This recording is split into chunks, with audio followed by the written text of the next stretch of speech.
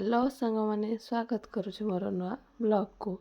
ଆମର ଆଜି ଏଠି କୃତିକାର ବାର୍ଥଡେ ଥିଲା। ଆମେ ଯାଇକି ଏଠି ପହଞ୍ଚି ଯାଇଥିଲୁ। ପୂଜା ମଧ୍ୟ ଆରମ୍ଭ ହୋଇଯାଇଥିଲା। ଏଠି କୃତିକା ସମସ୍ତଙ୍କୁ ଦେଖି ଆଶ୍ଚର୍ଯ୍ୟ ମଧ୍ୟ ହୋଇଯାଇଥାଏ। ତାକୁ ଗୋଟେ କଣ୍ଢେଇ ଧରେଇ ଦେଇଥିଲେ ଖେଳିବାକୁ। ମୁଁ ଆଣିଥିବା ଗିଫ୍ଟ ସେ ଖୋଲୁଥାଏ। ତାପରେ ଆସିଗଲେ ମୋ ପ୍ରିୟର ଝିଆରୀ ବାୟା। ସେ ଦେଖି ବହୁତ ଖୁସି ହେଇଥିଲା। ଆଉ ଭଉଣୀର ଝିଅମାନେ ମାଉସୀମାନଙ୍କ ସହିତ କନେକ୍ସନ୍ ତ ବହୁତ ଅଲଗା। ସେ ଦେଖିକି ମୋତେ ବହୁତ ଖୁସି ହେଇଥିଲା। ଏଇଟା ମୋ ମାଉସୀ।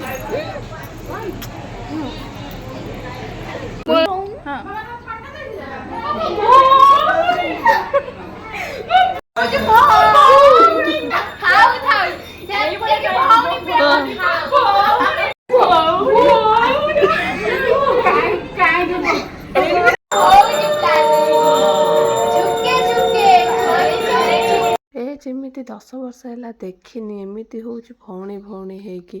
ଆଉ ଆମେ ଏଠି ବସିକି ସମସ୍ତେ ଗପ ହେଉଥିଲୁ। ଆମ ସହ ଜଣେ ଜଣେ ଆସିବେ ମିସ୍ ଜଏନ୍ କରିଯାଇଥିଲେ।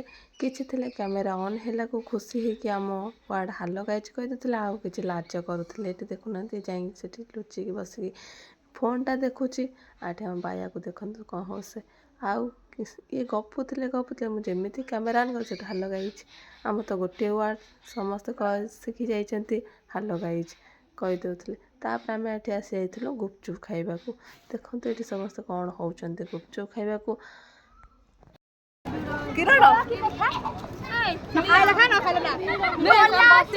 ସେ ସମୟ ପରେ ଆମ ଝିଅର କେକ୍ କଟିଂ ଆରମ୍ଭ ହୋଇଯାଇଥିଲା।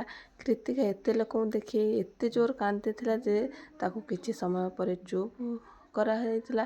କେକ୍ କାଟିଥିଲା ସେ। ଯାହା ହଉ ଶେଷରେ ଟିକେ ଖୁସି ହେଇକି ସେ କେକ୍ ମଧ୍ୟ କାଟିଥିଲା। ଆଉ ସିଏ ଭାଇ କହିଲେ ଦିଦି ଗୋଟେ ଭିଡ଼ିଓ ବନା। ମୁଁ ଯେତେବେଳେ ଭିଡ଼ିଓ ବନେଇ ସରିଲା ସେଠୁ ତାଙ୍କୁ ଲାଜ ଲାଗିଗଲା। ତାପରେ ଏଠି ବାୟା ଯିଏ ସିଏ ମଧ୍ୟ କାନ୍ଦି କେକ୍ କାଟିଥିଲା।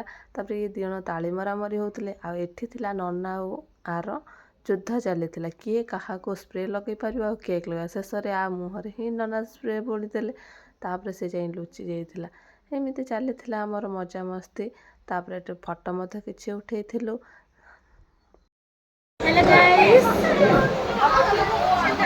ହ୍ୟାଲୋ ଗାଇସ୍, ଆମେ ଆସିଛୁ ବାର୍ଥଡେ ସେଲିବ୍ରେସନ୍ କରିବା ପାଇଁ। ଗୋଟିଏ ଫଟୋ ଉଠିଲା। Happy birthday.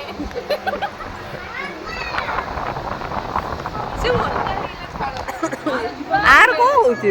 ସବୁ ପିଲାମାନେ ବସିଛନ୍ତି କାମ କରି କରି ଥକି ଯାଇଥିଲା। ଆଉ ଖାଇବା ମଧ୍ୟ ଖାଇନଥିଲେ। ଆଉ ଏ ଛୁଆଟା ଟୋଟାଲି ଖାଇବାକୁ ଦେଇନାହାନ୍ତି। ସେ କାନ୍ଦିଲାଣି ଛିଡ଼ା ହେଇକି। ହେଲେ ଇଏ ଯାହା ସବୁ କହୁଥିଲା ମୁଁ ଶୁଣେଇ ପାରିବିନି, କାରଣ ଥିଲା ସେଗୁଡ଼ା ସବୁ ଆମର କିଛି ସିକ୍ରେଟ୍ କଥା ଚାଲିଥିଲା। କହିଦେଇକି ହସି ଦେଇକି ସିଆଡ଼େ ପଳା ଇଆଡ଼େ ପଳା ଏମିତି ସବୁ ଚାଲିଥିଲା। ତାପରେ ଆମେ ଯାଇଥିଲୁ ଖାଇବାକୁ। ଏଠି ଭାଇ କହିଲେ ଆମକୁ ଭିଡ଼ିଓରେ ଆଣିନୁ। ଆଉ ମୁଁ ଟିକେ ତାଙ୍କୁ ନେଇ ଆସିଲି। ଆଉ ବି ଭଲ ଲାଗିଲା ଯେ ମୋ ଭିଡ଼ିଓ ଦେଖିକି ସମସ୍ତେ ପସନ୍ଦ କରୁଛନ୍ତି। ଆଉ ଏଠାରେ ଆମେ ଖାଇବାକୁ ମଧ୍ୟ ପଳେଇ ଆସିଛନ୍ତି। ଏସବୁ ଚାଲିଲା।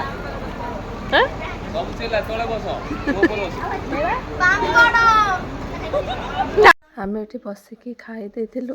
ଆଉ କିଛି ମଜାମସ୍ତି କଥା ମଧ୍ୟ ଚାଲିଥିଲା।